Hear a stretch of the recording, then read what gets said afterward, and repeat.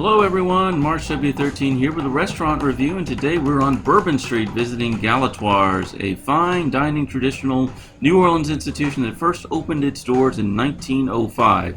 It's famous for its hectic Friday lunches and some amazing staff members with extremely long tenures who become like family for the regular patrons. Now, coats are still required on Sundays and after 5 p.m. on other days, but we're here on Saturday for brunch, which is a bit less formal. And we're led into this beautiful original dining room that stays pretty full for brunch well into the afternoon. The atmosphere here is just amazing, and the wait staff is truly unparalleled in their professionalism. They really tailor the service to the diner. If I had to compare the service at Galatoire's to another established New Orleans restaurant like Two Jogs, Galatoire is just so much more personalized and respectful. Your waiter is like your private guide on a classic Creole culinary journey. Just enjoy this ambiance.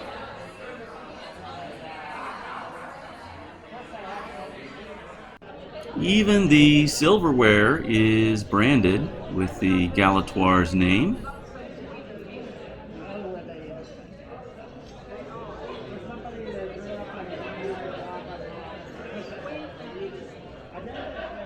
As are the water glasses.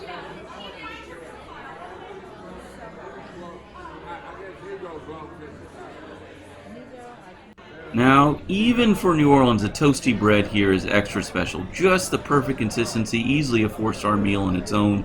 That is New Orleans French bread. The French in France don't know what they're missing with their rock-hard baguettes.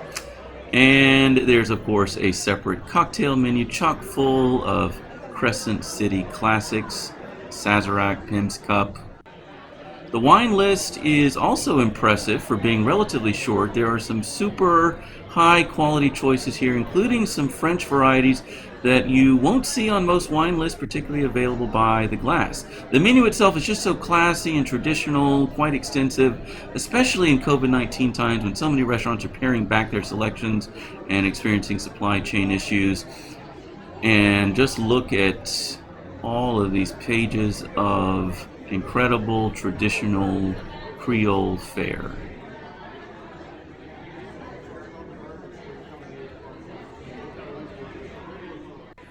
I decided to start with a Daiquiri Cocktail, which is a good classic drink, not too strong or sweet. You can really taste the fresh lime with just the right amount of rum and citrusy tartness. Served there like a martini.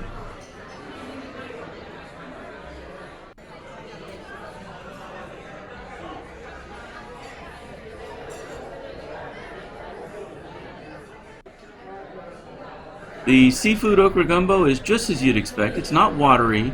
The roux is dark and succulent. I can only guess that the duck and andouille gumbo is probably equally incredible, and I might give that one a try on my next visit. Served with Tabasco.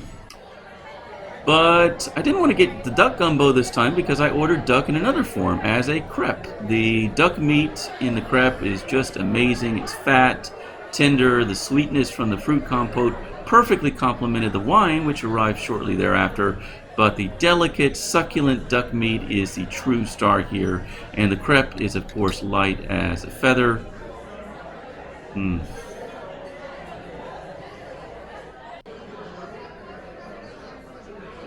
this house American Bordeaux blend I ordered, I felt wasn't terribly expressive, but developed some jamminess on the nose as it sat in the glass.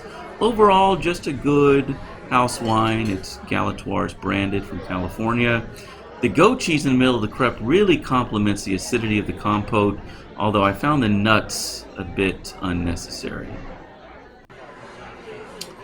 And so after the crepe, I ordered my next course and then waited for quite a while, but the dining room at Galatoire's is always entertainment in itself. And there were several moments when dining service was interrupted to announce an anniversary or a birthday. Everyone claps, which I'm sure is a tradition going back over a century that I'm pleased to see that they maintain.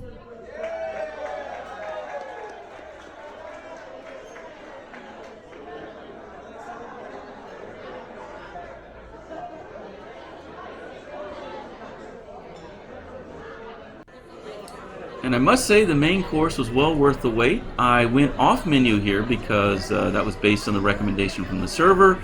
The crawfish au gratin was so sweet and rich, a new way to eat crawfish, which was fresh and in season.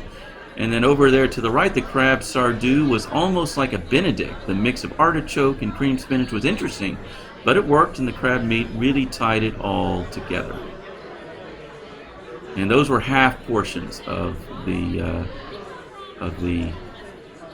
menu items, which the au gratin isn't normally served with crawfish.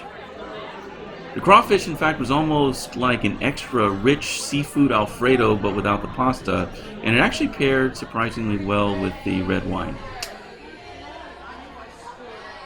And their dinner service is interrupted yet again for a group of debutantes, local debutantes, I'm sure, celebrating a birthday.